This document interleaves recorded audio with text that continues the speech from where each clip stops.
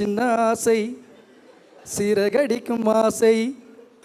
சின்ன சின்ன ஆசை அப்படின்னு அவர் அழகா பாட்டு பாடுவாராமா. நீங்க பாட்டு மட்டும்தான் பாட முடியும், கனவுகளை நினைவாக்க முடியுமா? அது திருமணத்துல தான் முடியும். ஏவாள் ஆதாம் அந்த கதையை பற்றி சொன்னாங்க.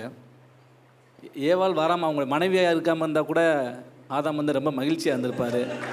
திருமணத்திற்கு முன்பதாக கிடைக்கக்கூடிய மகிழ்ச்சி என்பது அது காணல் நீர் போன்றது. ஒரு காலும் அது வாழ்க்கைக்கு உதவாகுது.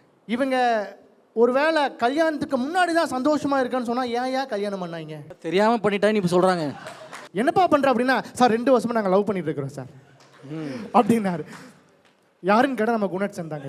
இந்த பட்டிமன்றத்துக்கு வரப்போறோன்னு தெரியாம இதெல்லாம் உங்கள்கிட்ட சொல்லிட்டாரு பாருங்க. சொல்றாங்க, என் மகன் கை பிஞ்சு விரல், அந்த பிஞ்சு விரலை நான் தழுவும் பொழுது அந்த பிஞ்சு விரலை சோறு இல்லாமல் எத்தனை தாட்டி எங்கள் வீட்டில் விட்டுட்டு போனாங்கன்னு எனக்கு தான் தெரியும்.